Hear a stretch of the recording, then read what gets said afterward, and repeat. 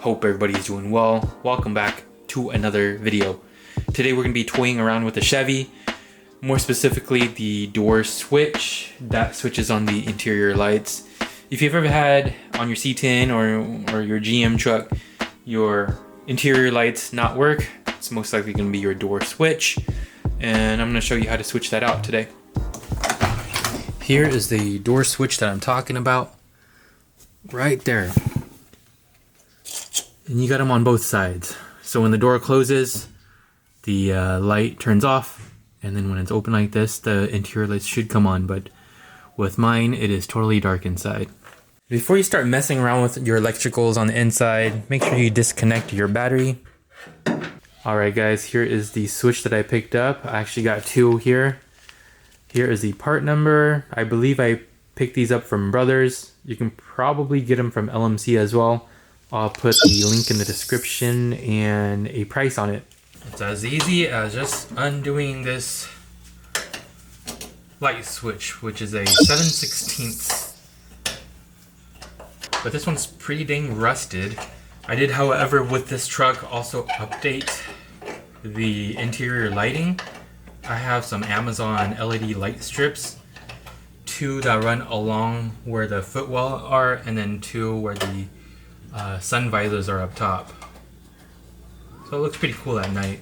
You can change the colors. If you're interested, I'll put a link in the description below as well.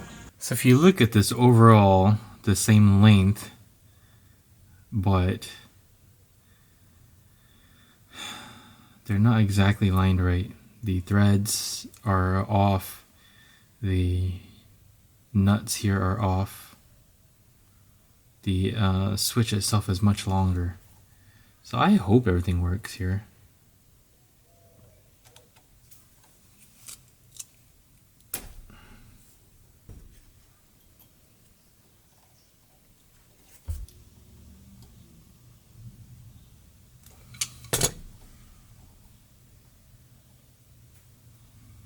There's actually no threads here. It's just the sheet metal. So this thread here just screws onto that sheet metal. Just a little heads up too, also when you unscrew the old one out or screw the new one in, this line can get twisted. You see how twisted this line is already? So I would advise, if you can, probably undo this dash panel in here and make sure it doesn't twist on you. Or you just go ahead and do it and pray that the line doesn't snap on you.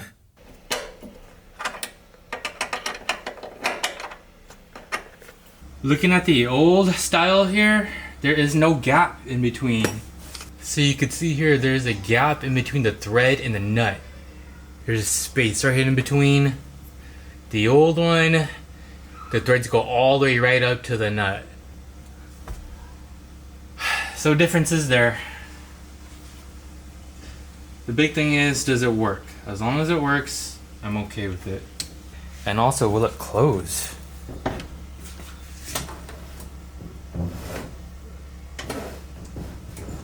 Nope, there's resistance.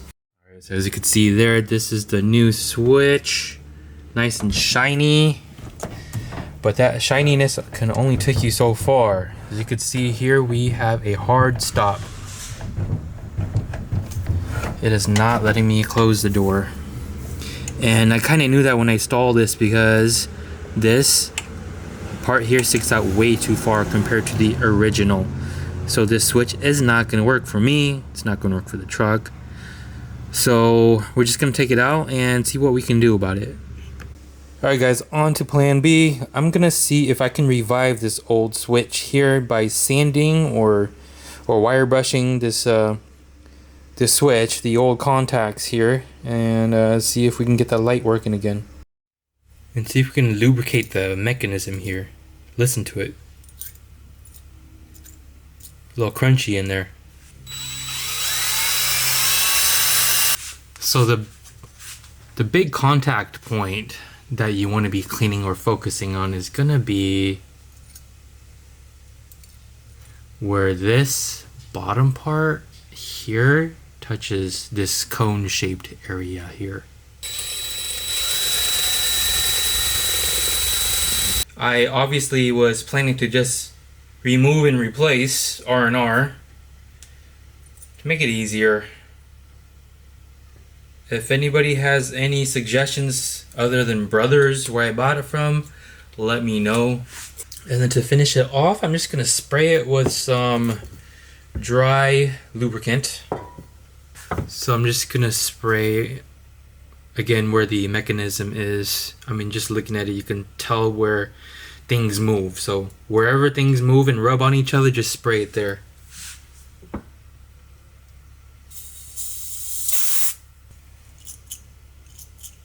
That already sounds so much healthier.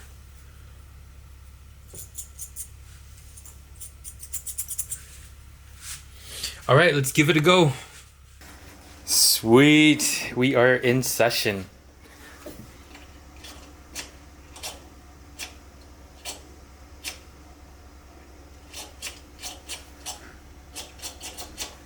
What the f? All right, so I goofed up a little bit here and I'm gonna show you where I goofed up. I've been spending the last 30-40 minutes here trying to figure out why the lights were not turning off.